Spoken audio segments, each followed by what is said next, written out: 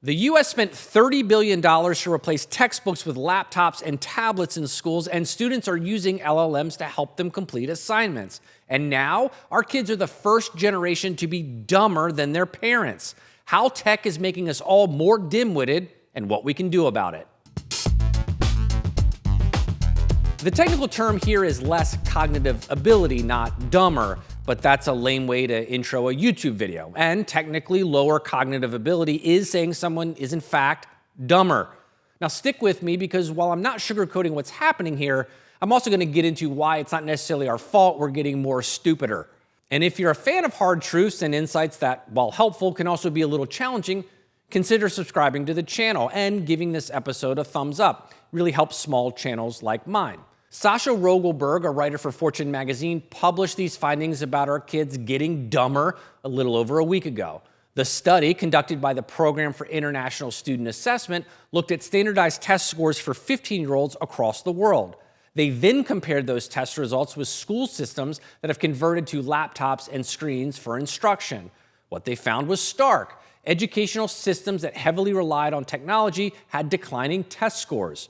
Neuroscientist Jared Cooney Horvath provided written testimony to the U.S. Senate Committee on Commerce, Science, and Transportation, where he wrote that Gen Z is less cognitively capable than previous generations, despite its unprecedented access to technology.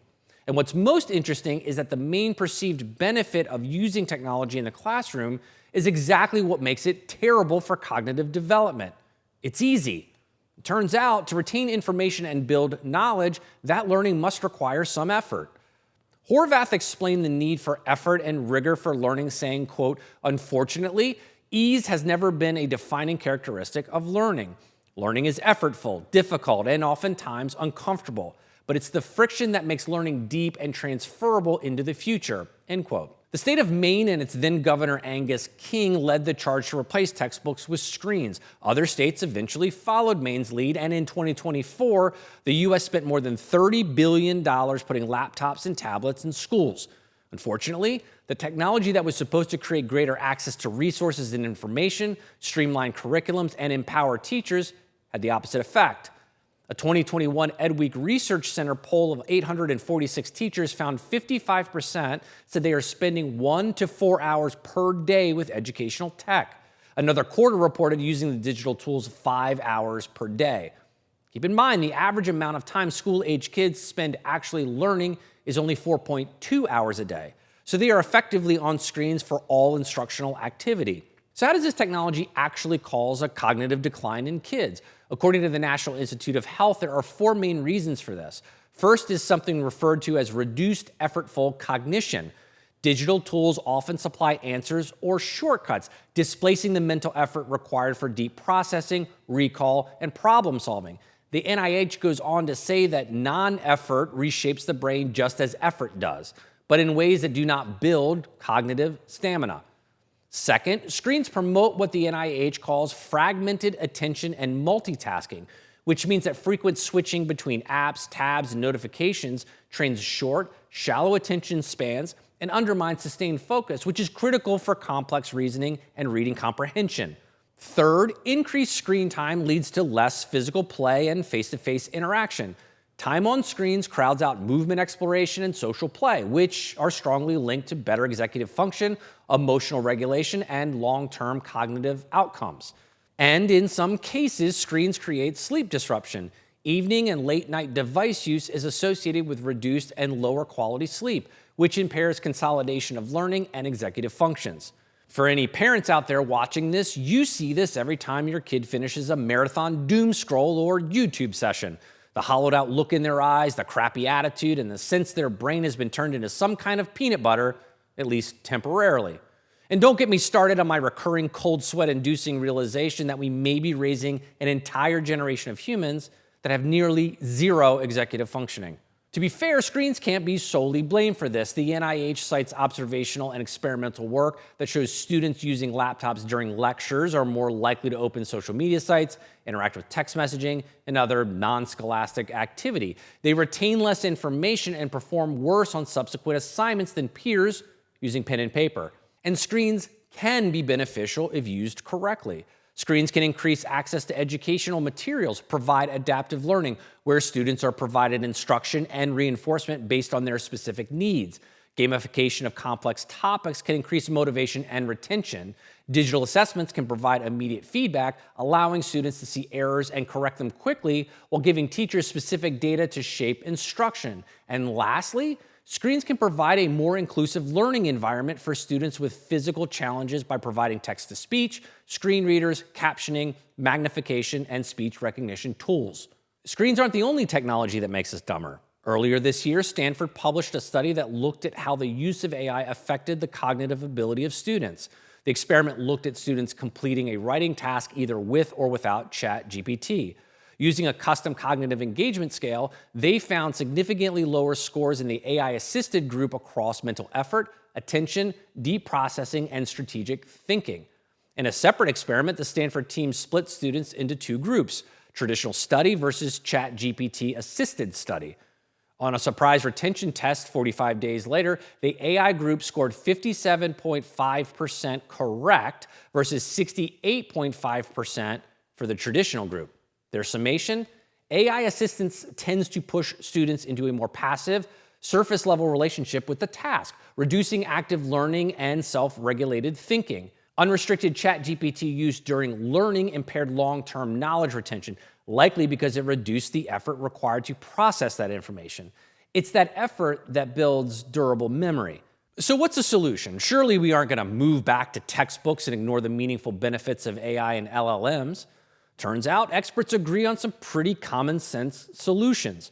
First, limit screen time that's superfluous, off-task, or distracting.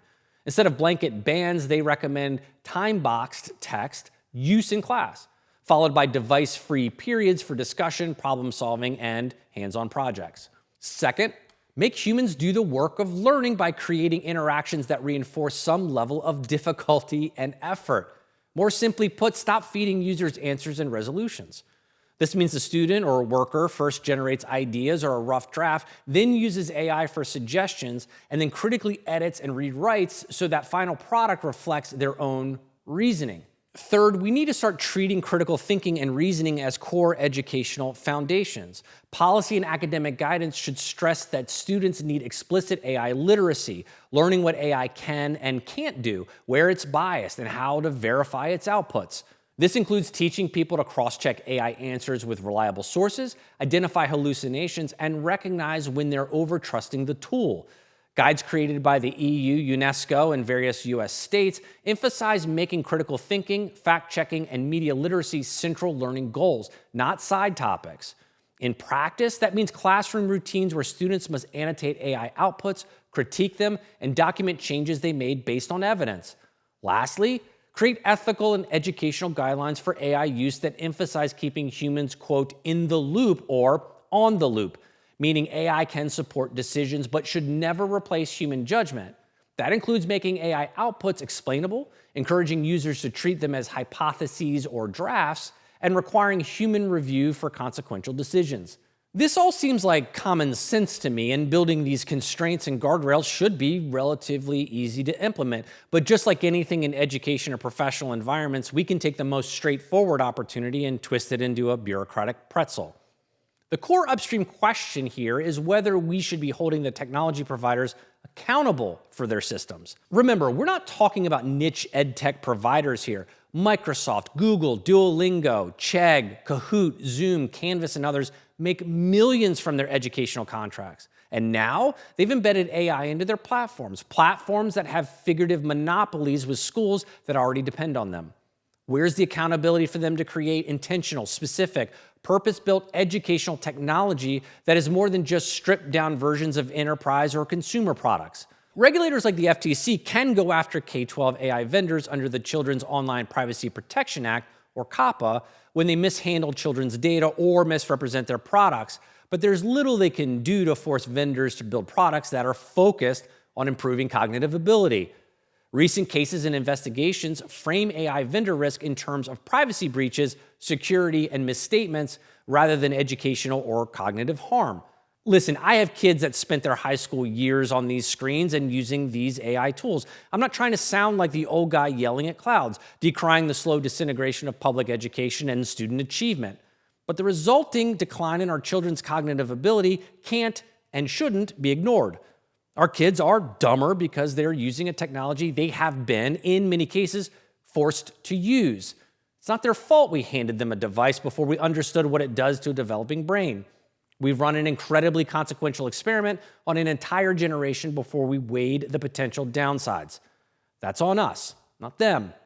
So if you're a parent watching this with some level of frustration or anger, the solution isn't throwing every iPad into the trash and completely banning the use of LLMs.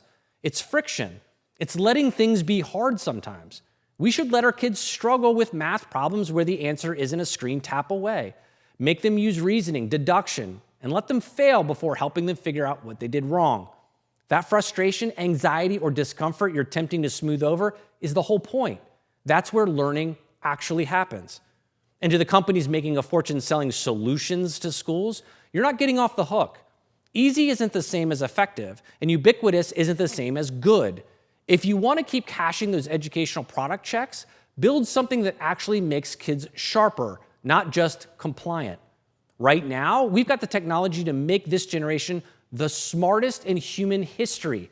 Instead, we're allowing it to make them the most distracted, disinterested, and disassociated. That's it for this episode. As always, like, comment, and subscribe, and we'll see you next time.